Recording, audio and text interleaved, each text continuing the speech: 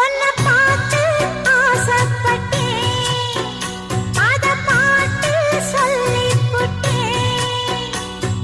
நீயும் தொட நானும் தொட, நாலு வகை பூச்சும் விட அட்டை போல ஒட்டி இருப்பேன்.